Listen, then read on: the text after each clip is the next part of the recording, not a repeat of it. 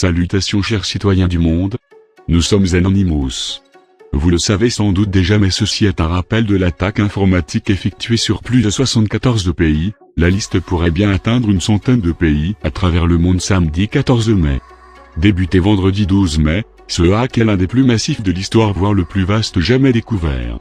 Avast rapporte 75 000 attaques informatiques détectées à travers le monde juste vendredi. Le virus s'est attaqué à de grandes entreprises comme Renault, qui a dû fermer des usines, également les livraisons FedEx, Telefonica qui a été forcé d'éteindre ses ordinateurs à Madrid, ainsi que bien d'autres. Des hôpitaux anglais ont été touchés, rendant impossible des radios nécessaires, des traitements ou le posage de bracelets électroniques sur des nouveau-nés. Les hackers sont sans doute les shadow brokers, qui avaient déjà auparavant volé à la NSA des outils informatiques secrets. De plus, le célèbre Edward Snowden a déclaré: si la NSA avait débattu en privé de cette faille utilisée pour attaquer des hôpitaux, quand ils l'ont découverte, plutôt que quand elle leur a été volée, ça aurait pu être évité. La NSA avait pourtant corrigé la faille avant que le groupe ne proclame le vol de données, mais le hack n'a pas pu être évité.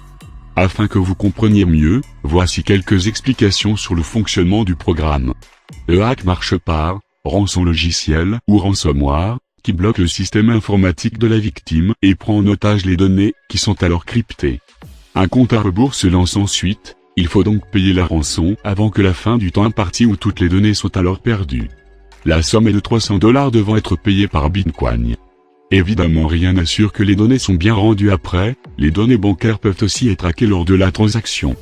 Le hack est un cheval de Troie, il est envoyé par mail et se lance après l'ouverture de celui-ci, mais il peut aussi et surtout se répandre sans que qui que ce soit ouvre un email ou clique sur un lien, mais par réseau local. Le virus exploite une faille de Windows, des patchs sont disponibles afin de se protéger pour Windows Server 2003, Windows XP, Windows 8, peut-être aussi pour Windows 7.